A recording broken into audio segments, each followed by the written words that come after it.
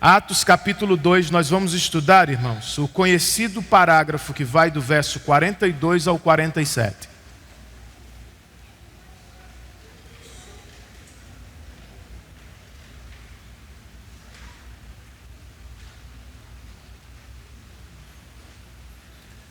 Seu filho gosta de ler. O filho de um amigo. Eu tenho que falar assim para proteger a imagem da criança que está entre nós. O filho de um amigo ainda não foi despertado para a leitura. Seu pai lhe chama para ler dizendo: filho, vai ser só um capítulo. E ele quase sempre diz: pai, só se for uma página. Você sofre com isso também? E da igreja, seu filho gosta? Como é a preparação para vir para a igreja? Esse meu amigo geralmente cultua pela manhã com a família. E todo domingo ele acorda o filho dizendo: filho, está na hora de ir para a igreja. E quase sempre ele responde: pai, mas de novo? A gente já não foi para a igreja semana passada? Eu acho que essa experiência não é só deste meu amigo.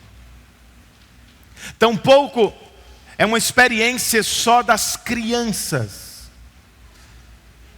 Ao longo da caminhada, irmãos, se somos sinceros, nós temos que confessar que essa também é a nossa experiência. Nós também desanimamos. Nós também cansamos. Às vezes nós também desengajamos da igreja local.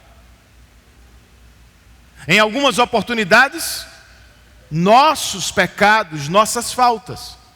Em outras, não tem nenhum problema em dizer isso. São faltas da própria igreja. Só que tem um detalhe. Não tem vida cristã sem igreja local. Não dá para driblar a igreja e viver uma vida cristã regular e crescente sem o povo de Deus.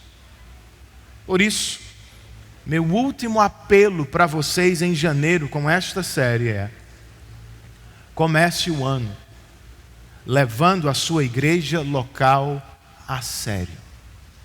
Vamos ler a palavra de Deus?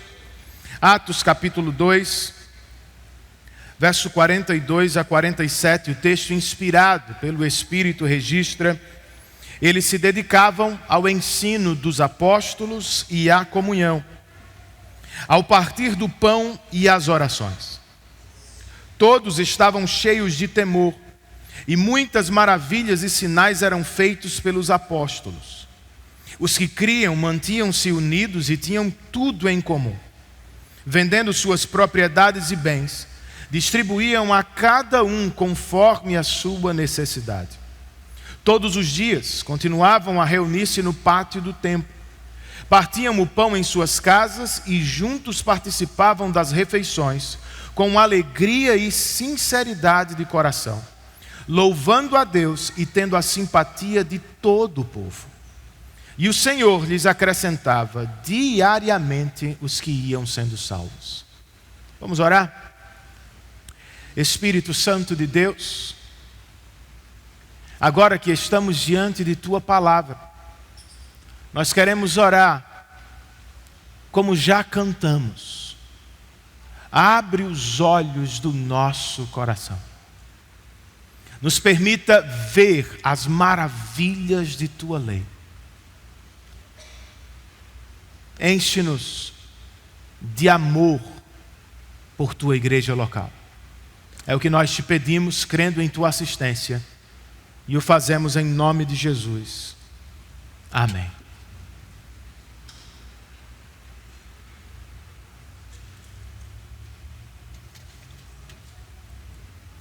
Essa passagem, irmãos, é um dos muitos relatórios que encontramos em Atos sobre o estado e crescimento da igreja. Depois de nos falar sobre o dia de Pentecostes e de nos oferecer a explicação do apóstolo Pedro, Lucas nos mostra aqui o efeito do derramamento do Espírito. Sabe o que aconteceu? Nasceu uma igreja cristã em Jerusalém. É assim que o autor sagrado começa o seu segundo volume, com a igreja. E é assim que eu espero que comecemos este novo ano, com a nossa igreja local. Recapitulando um pouco de tudo o que ouvimos durante o mês, e acrescentando só alguns pontos, o desafio desta noite, ou a grande mensagem desta noite é: comecemos o ano levando a igreja local a sério. Pastor, mas o que seria isso na prática? Como é que se daria no dia a dia, nas nossas semanas que estão por vir neste ano de 2024? Bem, começar um ano com a igreja local, à luz deste texto, significa, em primeiro lugar, gente, sentar-se regularmente para ouvir a palavra com a igreja. O Dr. John Stott, comentando esta passagem, escreveu: no dia de Pentecostes, o Espírito Santo abriu uma escola em Jerusalém. Os professores eram os apóstolos apontados por Cristo. E havia 3.000 alunos no jardim da infância da fé cristã. Ele está comparando a igreja a uma escola. Se é assim, como era esta escola em Jerusalém? Primeiramente, eu quero que você note a prioridade da palavra de Deus. O texto bíblico não começa com "e eles se dedicavam à evangelização", nem com "eles se dedicavam às músicas". Não. Verso 42, volte os seus olhos para o texto. Parte A, Lucas escreve: nossos irmãos se dedicavam ao ensino dos apóstolos. Ele escolheu escrever assim, para dar destaque à pregação da palavra de Deus. Era uma prioridade para a igreja de Jerusalém. Outra marca desta igreja escola é a regularidade. O texto bíblico não nos diz que os nossos irmãos se dedicaram. O texto bíblico nos diz que os nossos irmãos se dedicavam. Faz diferença, irmãos. Um tempo sugere uma ação acabada, o outro, empregado por Lucas, uma ação continuada. Nossos irmãos não estudaram e se formaram. Ponto. Não. Nossos irmãos estudavam a palavra continuamente. Agora, outro ponto importante é com quem eles estudavam. O texto nos diz que eles se dedicavam ao ensino dos apóstolos.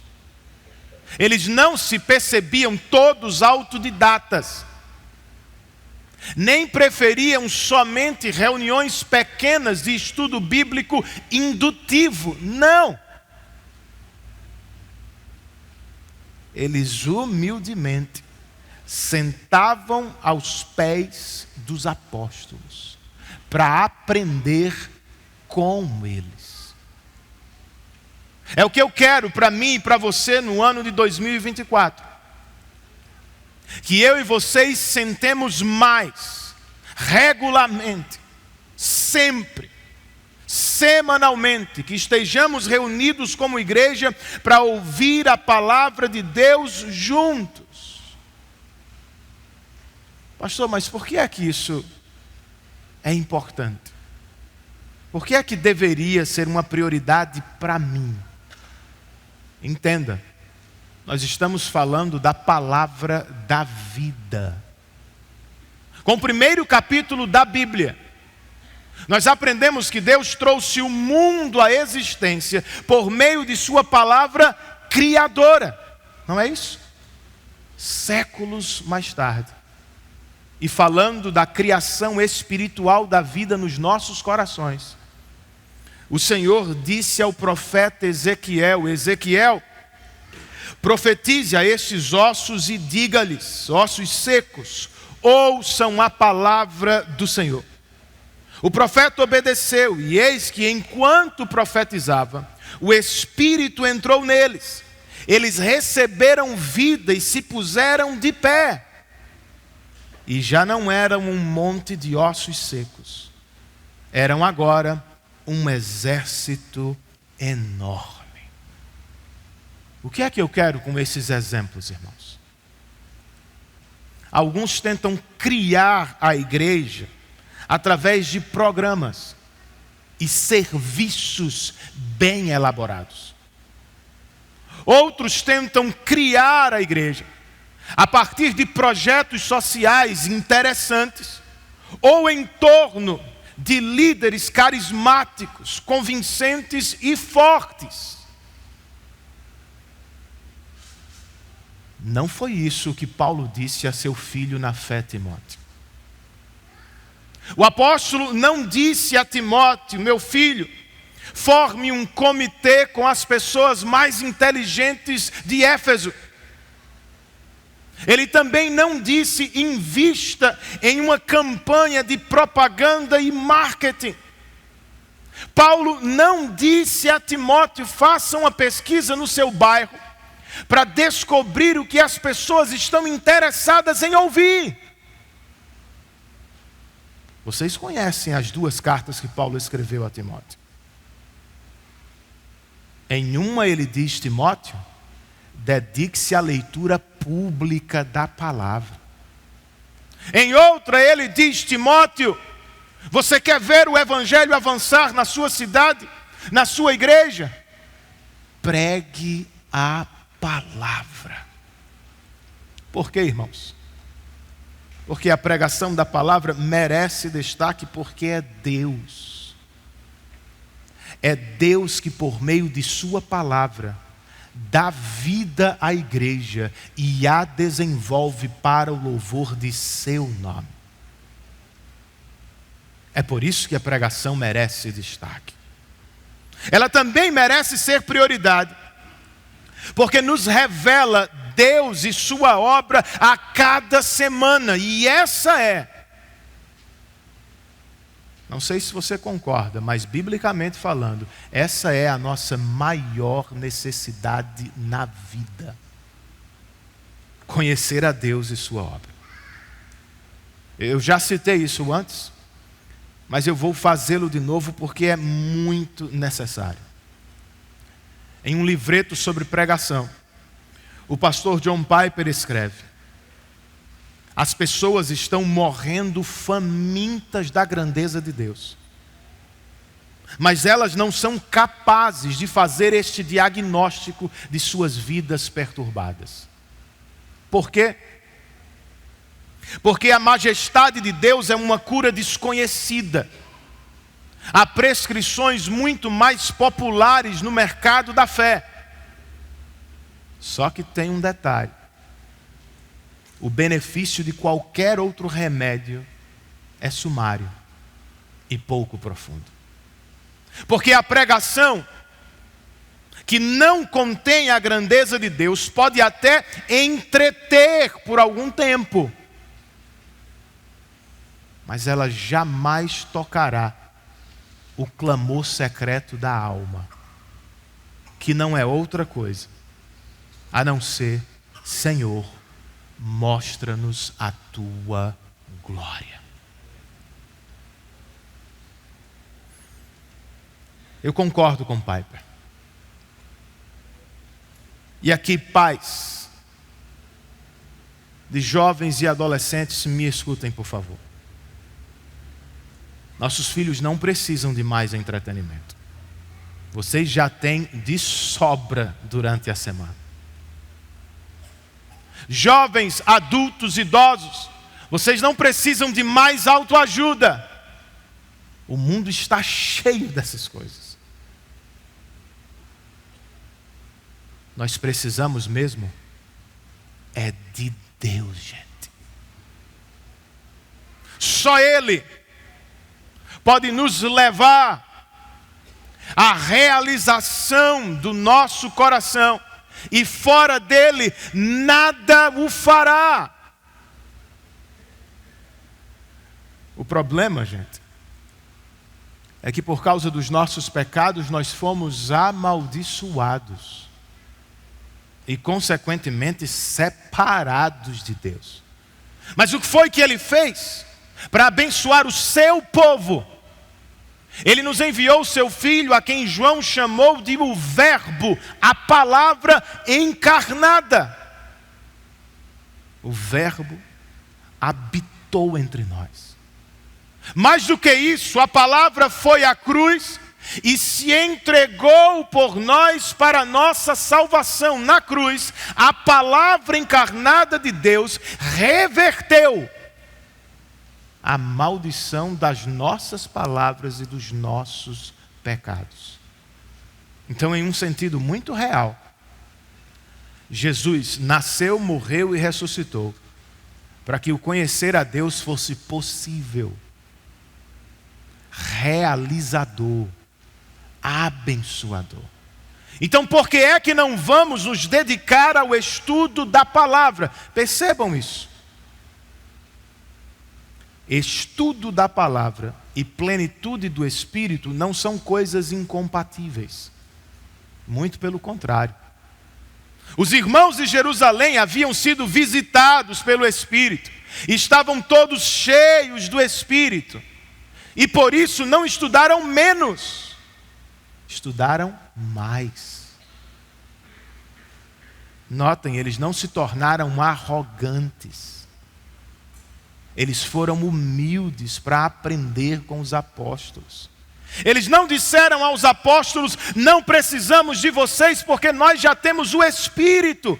Não, porque tinham um Espírito.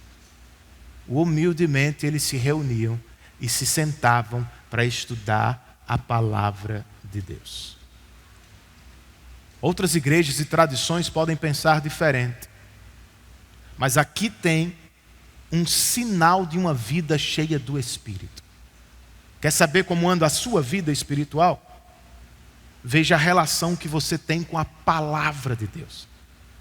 Se de verdade você é um crente cheio do Espírito, você vai amar estudar a Escritura. Você vai amar o culto público. Você vai amar a pregação da palavra. Até quando ela for um pouco mais longa do que o normal. Porque trata-se da voz do seu Deus, falando ao seu coração. Então, em 2024, irmãos, vamos sentar mais para ouvir a palavra com nossa igreja local. Diga amém aí. A gente já tem a fama de ser frio. E vocês não me ajudam com um amém. Hoje pela manhã eu disse que eu vou contratar Arnóbio. Vocês conhecem Arnóbio de Rosinha? Arnóbio é o crente modelo do ouvir pregação. Ele é o único que me ajuda. Todo amém que eu escuto de manhã, todo glória a Deus vem de Arnóbio. Eu disse: Arnóbio, eu vou te pagar. É bom saber que vocês estão acordados e prestando atenção. Começar com a igreja, então, significa sentar-se com ela para ouvir a pregação da palavra. Em segundo lugar, começar com a igreja significa perseguir a comunhão dos santos no meio da igreja local. A igreja de Atos não só se dedicava ao estudo da palavra. Verso 42 outra vez. Eles se dedicavam ao ensino dos apóstolos e à comunhão. Mas o que é comunhão, gente? Essa é uma das palavras cristãs mais desrespeitadas da atualidade. Então, de vez em quando, nós precisamos revisitar seu conceito. Ouvir da própria Bíblia o que é comunhão. E não do que nós entendemos, achamos. Então, nesse texto, no verso 44, nós temos uma definição. E no verso 45, nós temos uma aplicação imediata. Obviamente, não é a única, mas é uma aplicação importante. Verso 44, Lucas escreve: os que criam mantinham-se unidos e tinham tudo em comum. Se você já estudou as línguas bíblicas, você deve se recordar que o grego do Novo Testamento é chamado como, Lucas? Grego koiné. Porque se tratava da língua comum do império. Então, quando Lucas nos informa que a igreja de Jerusalém se dedicava à koinonia, à comunhão, ele está nos dizendo que os crentes de Jerusalém não só creram no evangelho pregado pelos apóstolos, eles abraçaram imediatamente o povo do evangelho. Viviam juntos e tinham tudo em comum. Verso 45. Uma aplicação do que significa isso. Vendendo suas propriedades e bens, distribuíam a cada um conforme a sua necessidade. Você não encontra aqui, escreve o Dr. Augustus, um voto de pobreza ou uma proibição quanto à riqueza. O que se tem aqui é a comunhão transbordando no meio da igreja. Nossos irmãos ainda tinham casas, o verso 46 nos diz isso. Mas o que acontecia era, voluntariamente, eles escolhiam se desfazer de alguns pertences para cuidar dos irmãos da igreja. Eu te pergunto, nós vivemos assim em 2023? Nos dedicamos o bastante à comunhão dos santos? Entenda, eu não estou falando do cumprimento ao final do culto, gente. Isso não é comunhão, é educação. Eu não me refiro ao lanche do pequeno grupo. É bom que tenhamos, mas só isso não é comunhão. Comunhão é partilhar a vida cristã. Muitas pessoas se queixam da ausência de amigos e irmãos em Cristo. O curioso é que muitas das mesmas pessoas nada fazem para encontrar amigos e para desenvolver amizades. Estão sempre esperando. Outras pessoas, e eu espero que você não seja uma delas, vivem entre nós como se estivessem no shopping Manaíra. Elas entram e saem, vêm e vão, sem nos levar em consideração. Vieram apenas buscar o que queriam. Sei lá, uma experiência religiosa, um ensino da palavra. Queriam algo para si. Não queriam a comunidade dos santos. Comunhão não é só receber, irmão. É partilhar. Se você não partilha, você não tem comunhão com a igreja local. Comunhão não é um evento semanal aos domingos. Comunhão é viver junto. É ter tudo em comum. É andar com o povo de Deus não só aos domingos, mas de domingo a domingo. Então quer um conselho para 2024? Quer crescer no seu relacionamento com Deus? Abandone a mentalidade do consumismo gospel. E comprometa-se com sua igreja local. Encontre aqui alguns irmãos com quem partilhar a vida e resolva se dedicar a eles de verdade. Sabe o que vai acontecer? Você não vai ter só conhecidos do culto. Você vai ter irmãos que vão andar lado a lado, que vão saber onde você está quando não está aqui, que vão perceber pela ligação, mensagem ou conversa que você não está bem, que vão te exortar a voltar ao caminho do Evangelho, que vão te encorajar no caminho do Evangelho, que vão te colocar no caminho ou no rumo do crescimento do Evangelho.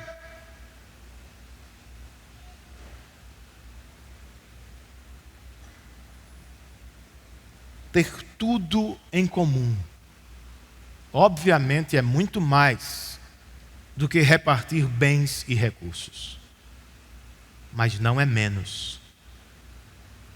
Vocês viram isso no texto? Os nossos irmãos, literalmente, botavam a mão no bolso e repartiam o que tinham com os outros que precisavam. Você administra o que recebe de Deus desta forma? Você se lembra disso? Tudo que chega às nossas mãos vem das boas mãos do Senhor e deve ser usado de maneira sábia, prudente, para a glória do Senhor. Significa que sim, você precisa cuidar e investir de sua família, mas você também deve investir e cuidar de sua igreja local e de seus trabalhos missionários. Então eu queria que você se lembrasse disso. Como membros desta igreja local, nós assumimos um compromisso de dizimar regularmente e de ofertar para a manutenção desta igreja local e de seus trabalhos missionários. Então me permitam uma palavra de orientação agora que estamos ao início do ano. E eu espero que você tenha feito ou esteja fazendo o seu planejamento financeiro e que lá conste sua igreja local. E para além disso, ofertas missionárias. A igreja não tem o direito nem a competência de lhe dizer como gastar todo o seu dinheiro. Mas ela deve lhe orientar, especialmente quanto às suas ofertas e dízimos. Eu quero que todos nós tenhamos ofertas para dar ao campo missionário.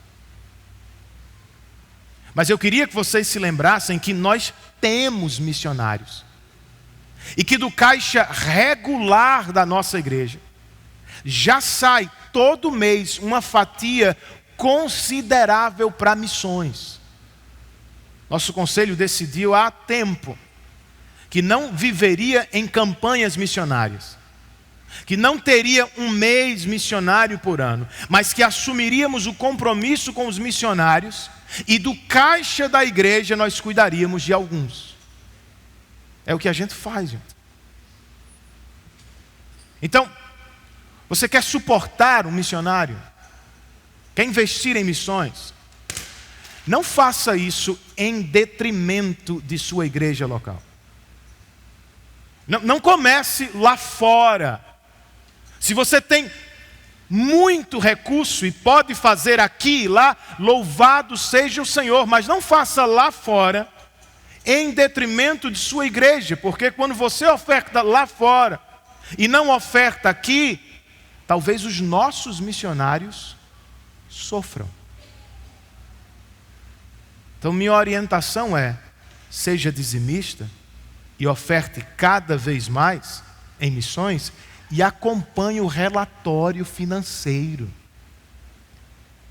Vá ver o quanto nós ofertamos para a obra missionária na África, ou no sul do país, ou no Cariri do nosso estado.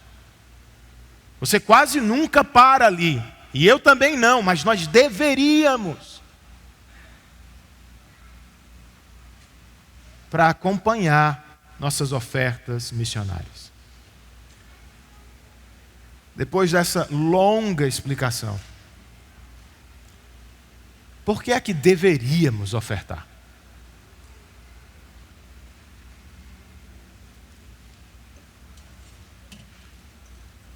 O que temos aqui em Atos, irmãos, não é uma espécie de comunismo primitivo.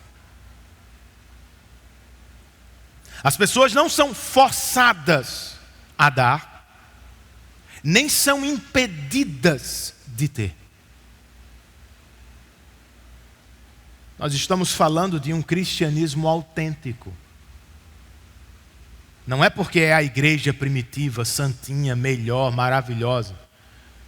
A gente tem essa ideia, né? Não, eles eram melhores, mais santos, mais piedosos. E eu tinha um pastor que costumava dizer, curioso, ninguém fala de Ananias e Safira na igreja primitiva. Eles eram iguais a você e a mim, pecadores.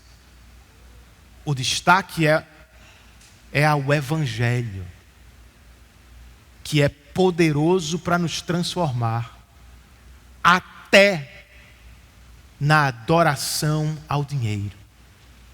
Então, por um lado, irmãos, nós não repartimos o que temos porque somos obrigados.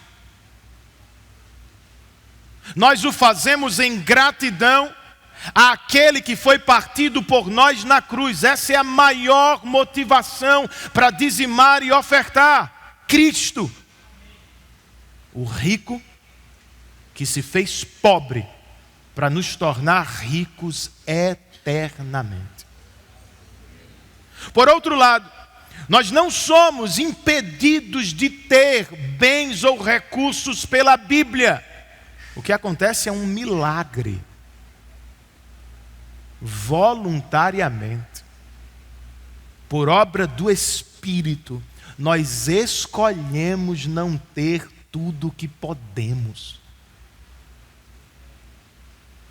E quando fazemos esta escolha, nós estamos matando Mamon, a idolatria ao dinheiro. E nós estamos dizendo às pessoas mais próximas que nos assistem, e àqueles de fora que tomam conhecimento, que a nossa maior riqueza na vida não é o dinheiro, é Cristo. Nós não temos por missão edificar um reino próprio, tornar o nosso nome grande e conhecido, não. Nós queremos divulgar o nome do nosso Rei. É por isso que dizimamos e ofertamos. Não pense que é uma coisa sem importância. Toda vez que você transfere parte do seu dinheiro para esta igreja, você está me dizendo, pastor, eu quero que o Evangelho continue sendo pregado neste púlpito. Eu quero que os missionários continuem pregando o Evangelho por onde eles forem. Por quê? Porque Cristo nos é mais caro do que carro, casa, dinheiro ou qualquer outra coisa desta vida.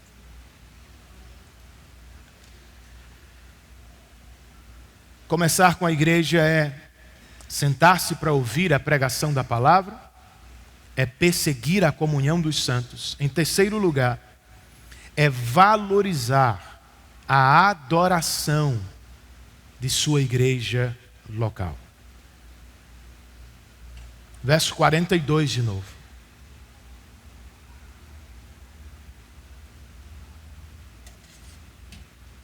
Eles se dedicavam ao ensino dos apóstolos e à comunhão, ao partir do pão e às orações. Embora alguns nos digam que a expressão partir do pão significa comunhão informal, do tipo lanche, outros interpretam-na como a Santa Ceia do Senhor. eu fico com os últimos, por duas razões. A primeira está na posição da referência. A expressão partir do pão está entre comunhão e oração. Duas atividades litúrgicas de culto. A segunda razão vem do verso 46, quando explicitamente Lucas separa as expressões partir do pão e refeições. São duas coisas distintas para ele. Então, para mim e para vários estudiosos que eu consultei, trata-se de uma expressão de culto. Os nossos irmãos se dedicavam ao culto, se dedicavam à adoração comunitária. Sobre esta adoração, há dois aspectos bem interessantes aqui. Primeiro, a adoração da igreja de Jerusalém era formal e informal. Verso 46.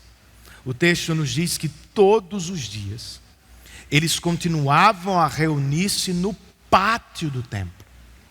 Mas também partiam o pão em suas casas e juntos participavam das refeições com alegria e sinceridade de coração. Percebem? Os nossos irmãos não abandonaram o culto solene no templo, mas também não se deram por satisfeitos com ele. Eles acrescentaram ao momento solene reuniões informais de casa em casa. Outro aspecto interessante sobre a adoração desta igreja ela era alegre e reverente. Verso 46, de novo, todos os dias continuavam a reunir-se no pátio do templo, mas também partiam o pão em suas casas e juntos participavam das refeições com alegria e sinceridade de coração. Com alegria, literalmente traduzido do grego, eles exultavam no Senhor. E não podia ser diferente, né, irmãos? Jesus tinha morrido e ressuscitado por eles. Deus os havia adotado em sua família por meio do Filho. O Espírito lhes habitava. E como resposta, eles desfrutavam da alegria da salvação. Só que a alegria deles não era frívola, era séria. A adoração deles não era superficial, era majestosa, reverente, tinha peso de glória. Como é que eu sei disso? Verso 43.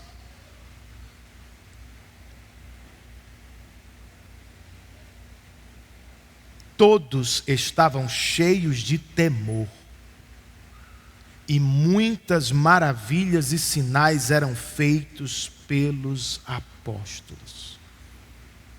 Um comentarista escreve: Deus havia visitado Jerusalém. O Espírito estava no meio da igreja e os irmãos sabiam, os irmãos sentiam. E em resposta, alegremente eles se prostravam em temor e reverência. Eu espero que os nossos cultos de 2024 sejam assim, gente. Majestosos e cheios da alegria do Senhor. Alegria é o que nós buscamos desde sempre. Construções, conquistas pessoais, dinheiro. Nós tentamos de tudo, mas sem Deus, nós permanecemos incompletos. Por quê? E por que é que Lucas o autor de Atos, começa o seu primeiro volume, o Evangelho segundo Lucas, nos falando da alegria de João Batista, quando ainda no ventre de sua mãe, saltou, quando Maria apareceu lá, grávida de Jesus. Se lembram disso? Porque é que o mesmo autor usa a mesma palavra para alegria, a fim de descrever a adoração da igreja de Jerusalém em seu segundo volume. Talvez ele esteja nos apontando uma resposta. Onde é que se encontra verdadeira alegria? Na adoração ou no temor do Senhor? Pastor, mas temor e alegria não combinam. Quem disse isso a você? Temor não é medo, gente. Medo sugere fuga e distância de Deus. Temor sugere respeito, mas também aproximação de Deus. Mas podemos nos aproximar dele? Sim. A alegria da igreja de Jerusalém e a alegria da nossa igreja consiste em saber disso. Em Cristo e por causa de Cristo, foi Deus que se aproximou de nós. Na cruz do Calvário, Jesus não só nos salvou da ira vindoura de Deus, Ele nos conquistou imediatamente acesso à presença de Deus. Nós precisamos nos lembrar deste equilíbrio. À medida que nos reunimos para adorar, nós não estamos diante de um coleguinha da escola, de um amigo do trabalho. Nós estamos diante do Rei da Glória, do ser que é declarado pelos santos anjos: Santo, Santo, Santo. Ele é tão diferente, glorioso, pesado em majestade, que até os anjos cobrem o rosto diante dele. Então não me venha com adoração frívola, com coisas superficiais, com tratamento que você daria a um colega, a um amigo, a um filho. Não! Ele é o Rei da Glória. Agora, a maravilha do Evangelho é: Jesus nos ensinou: orem ao Pai Celestial.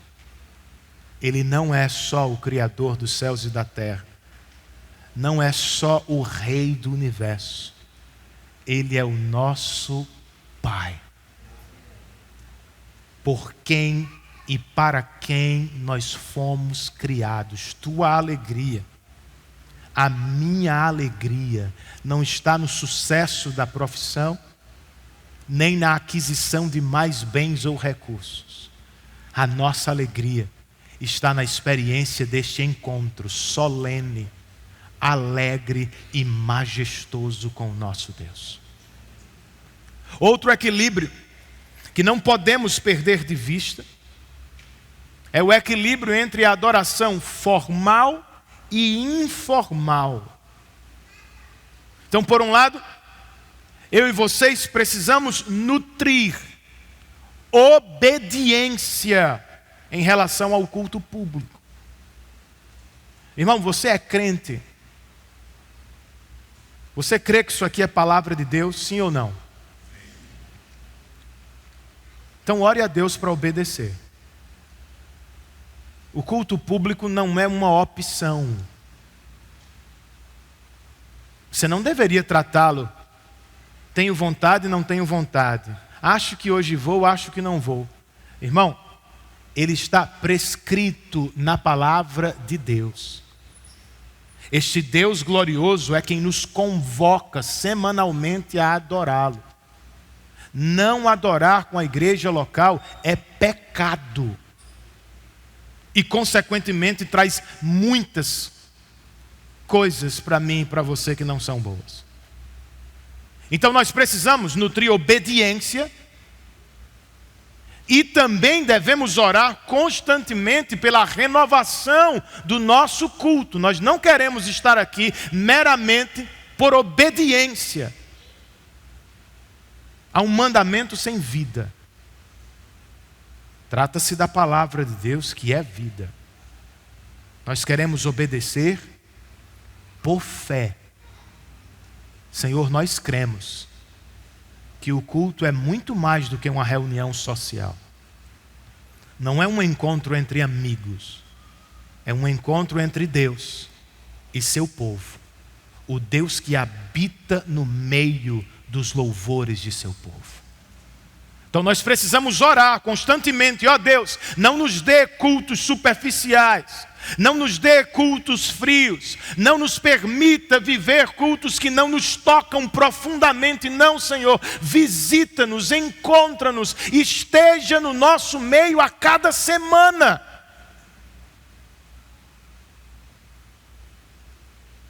Isso não depende da estrutura, da arrecadação, da tecnologia ou do que sabemos fazer. Isso depende da oração, especialmente do Deus a quem oramos e que pode nos abençoar enquanto cultuamos. Agora, por outro lado, nós precisamos de mais coragem e intencionalidade quanto aos momentos informais de adoração. Como a igreja de Atos, nós precisamos nos reunir de casa em casa ou em pequenos grupos. Não é uma invenção moderna, irmãos. Desde Jerusalém, a igreja tem se reunido assim. Na grande reunião e nas pequenas reuniões durante a semana. E tem razões para isso. Nós precisamos dos pequenos grupos. Porque não dá para viver tudo que é a igreja aos domingos. Por exemplo, não dá para ter comunhão profunda no domingo. Nem dá para ter comunhão profunda com todos os crentes da igreja. É lá no PG e a partir dele que relações são aprofundadas para o nosso bem. Não dá para no pós-culto discutirmos sobre a pregação com todas as pessoas ou orarmos uns pelos outros particularmente. Não dá. É lá no PG que nós deveríamos estar fazendo isso. Nós não precisamos nos reunir durante a semana para ouvir mais um sermão. O sermão é aqui. A parte de estudo do seu pequeno grupo deveria ter 20 minutos. Em tom de aplicação, de discussão, de perguntas e respostas. Não monólogo, mas diálogo. Depois disso, a maior parte da reunião deve ser dedicada ao que não fazemos aqui. Ouvir uns aos outros. Orar uns pelos outros. Auxiliar uns aos outros. Quer levar Deus a sério em 2024? Valorize os momentos de adoração de sua igreja local. Para terminar, gente.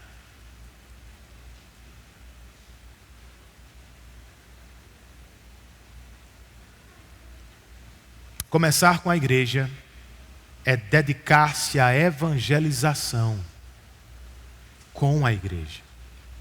Sem o verso 47, nós teríamos um quadro incompleto da igreja de Jerusalém. Porque ela não só se dedicava ao estudo, à adoração e à comunhão. A igreja também se dedicava à evangelização. Outra vez eu cito John Stott, que escreveu: o nosso Deus é missionário. E ele criou uma igreja missionária. sobre a evangelização da igreja de Jerusalém, notemos primeiro a ação soberana de Deus. Lucas não escreveu que os crentes enchiam a igreja. O que foi que ele escreveu no verso 47? E o Senhor lhes acrescentava. Como acontecia, pastor, por todo o livro de Atos,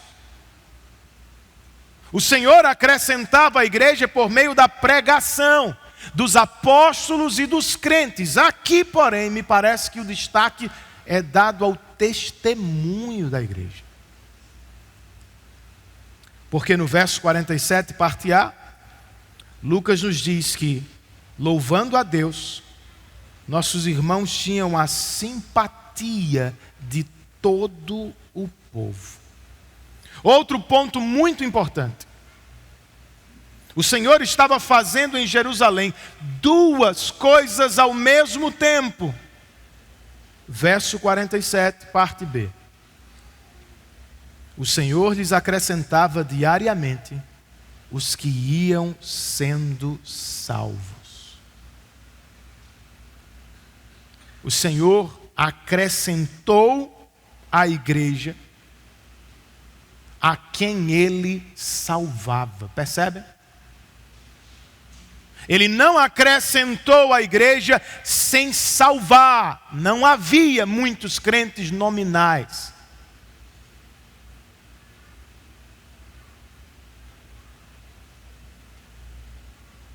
Mas Ele também não salvou sem acrescentar à igreja. Não havia desigrejados naqueles dias. Ele acrescentava à igreja os salvos. E a quem ele salvava, ele acrescentava à igreja. Não tinha crente que dizia ser crente, mas não vivia com a igreja. Nem tinha crente que não levava a igreja a sério. Por fim, eu ainda queria chamar sua atenção para isso. O Senhor lhes acrescentava diariamente. O tempo imperfeito acrescentava. E o advérbio de tempo, diariamente, não nos deixam com dúvidas. Sobre o que, pastor? A evangelização desta igreja não era pontual, gente.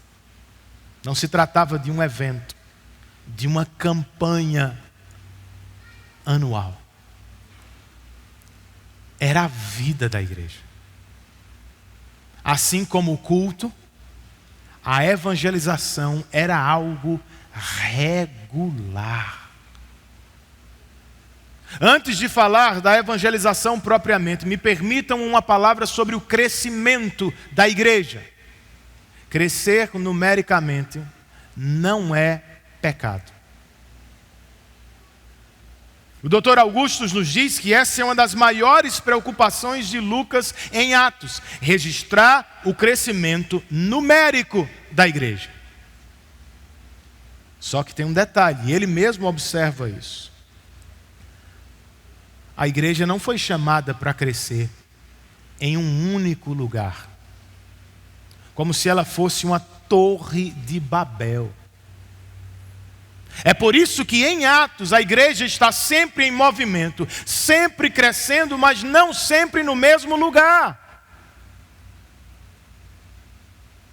Vai de Jerusalém a Roma.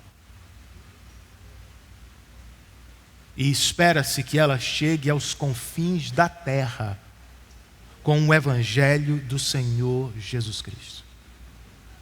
É por isso que fazemos missões. No Cariri, na África, no norte ou no sul do nosso país. Nossa missão não é tornar o nosso nome célebre em João Pessoa. Não queremos nem marcas de carro. Se você já pensou sobre isso, pode desistir.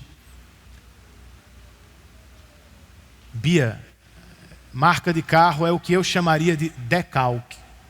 Mas não é mais isso. Não é assim que a gente chama não, né? Como é, Paulinho?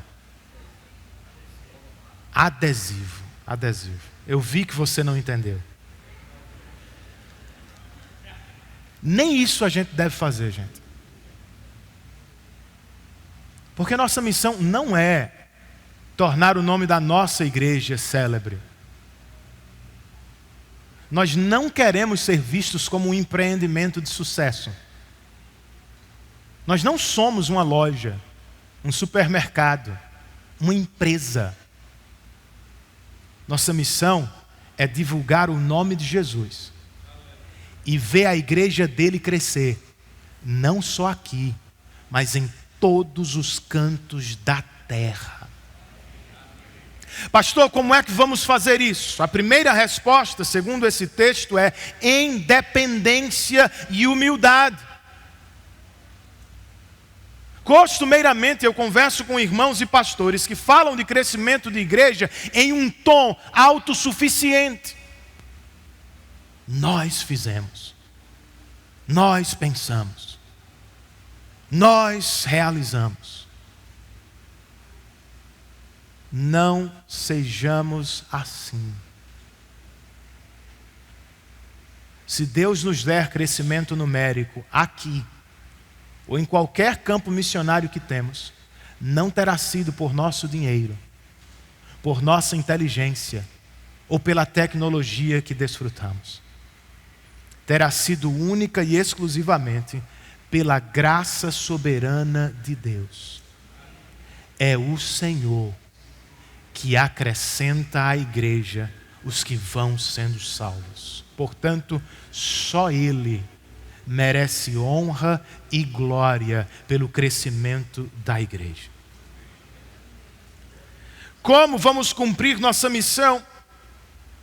Nós cumprimos nossa missão, é bom que você se lembre disso, por meio de plantação de igrejas.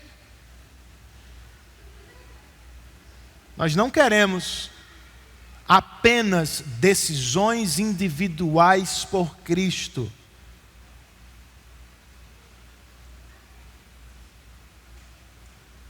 Nós queremos que ao serem salvos por Cristo, os pecadores sejam imediatamente incorporados no corpo de Cristo. Anderson e Tayane não estão entre o povo pipipã,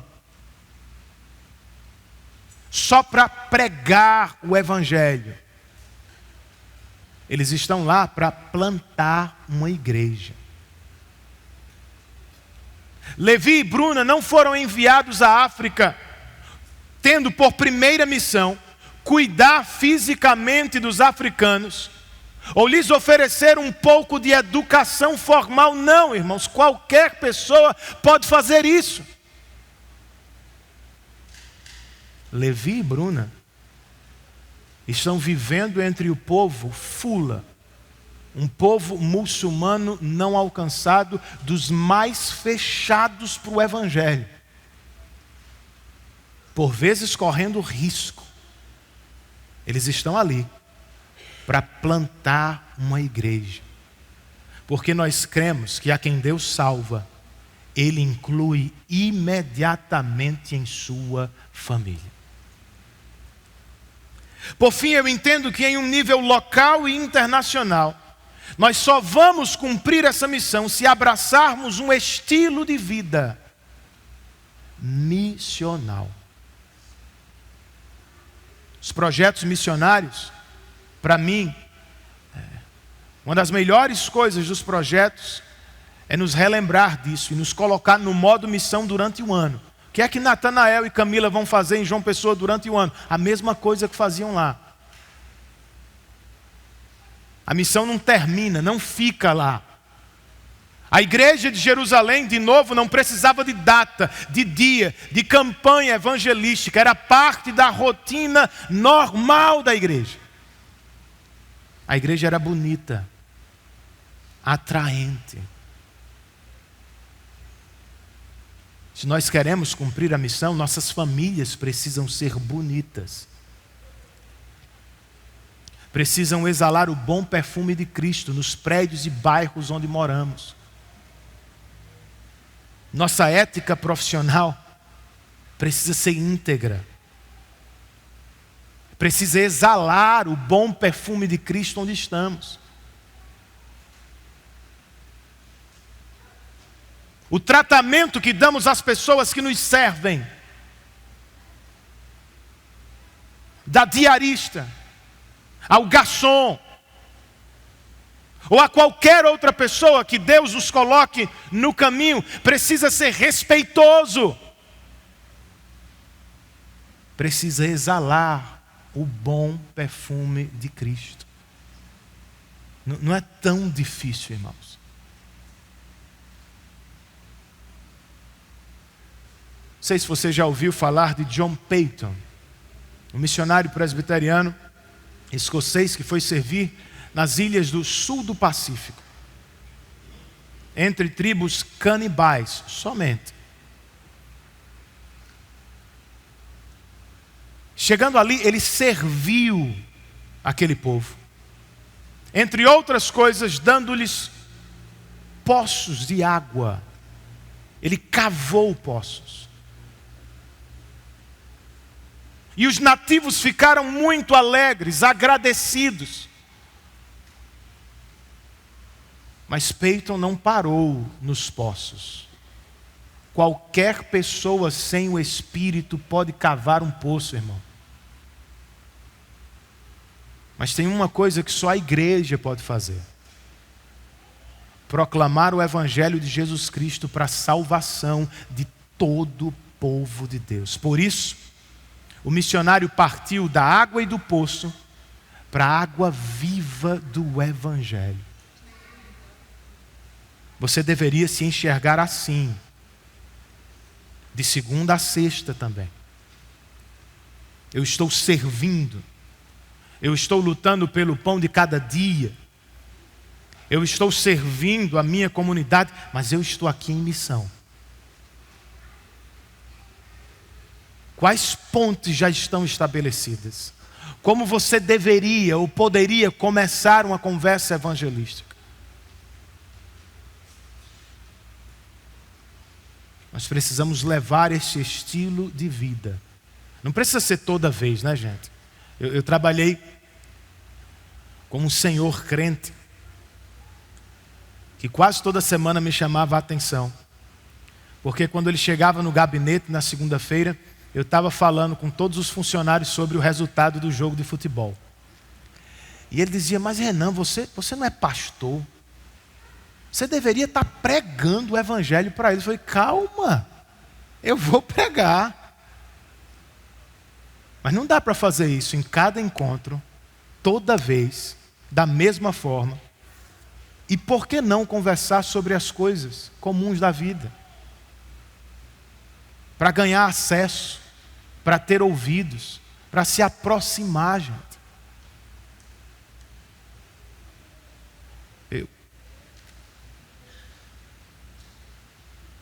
Eu acho que eu já disse isso. Fiquei pensando aqui se deveria dizer de novo, inclusive agora que estão gravando, né? Mas uma das minhas maiores alegrias do ano 2023 foi que depois de uma década eu voltei a ter contato regular com não crentes. No vôlei que eu estou fazendo na praia, de 6 da manhã. Eu não me apresentei como crente, muito menos como pastor. Mas as pessoas vão descobrindo. E quando elas descobrem, já são minhas amigas. Já gostam da minha companhia. Já conseguem me olhar sem preconceito. E depois de um ano ali, eu tive as minhas primeiras oportunidades de pregação explícita. Se vai dar certo, se vai frutificar, eu não sei. Mas eu estou lá, brincando, me exercitando e ligado nas oportunidades que o Senhor vai me oferecer. Estejamos assim também no hospital, na sala de aula, na repartição, ou em qualquer lugar que o Senhor te plantou em nossa cidade. É o que eu sonho, irmãos, para mim e para vocês neste novo ano. Mas sinceramente falando, e aqui eu termino, eu não sei como é que você está hoje. Eu não sei se você está super animado ou se está desanimado. Não sei se está muito fraco ou muito forte na fé. Eu não sei se você está louco para se engajar na nossa igreja ou cogitando a possibilidade de deixar a nossa igreja. Isso é completamente possível. O que eu sei é, Deus nos deu a igreja, por enquanto imperfeita, porque é feita por nós, como uma dádiva, um presente, que visa o nosso bem-estar espiritual e o crescimento com o Senhor. O que eu sei é que o noivo da igreja está entre nós nesta noite. E possivelmente está fazendo o que fez com a igreja de Laodiceia. Se lembra dela? Apocalipse capítulo 3. Palavras do próprio Jesus, àquela igreja e a esta igreja. Eis que estou à porta. Se alguém ouvir a minha voz e abrir a porta, eu entrarei e cearei com ele, e ele comigo. Por que você não abre a porta mais uma vez? E se jamais o fez, por que não decide fazê-lo nesta noite? Olha que boa notícia para mim e para você. O noivo da igreja conhece a igreja. Ele sabe dos teus e dos meus pecados. Mas Ele não desiste de nós. Ele está aqui nesta noite batendo a porta e nos convidando outra vez para o encontro que pode nos realizar de verdade. Pela primeira ou 10ª vez, pela fé, se o Espírito estiver nos convencendo, vamos abrir esta porta e desfrutar da bênção da comunhão com o Senhor. Como é que a gente faz isso, pastor? Nós nos arrependemos dos nossos pecados.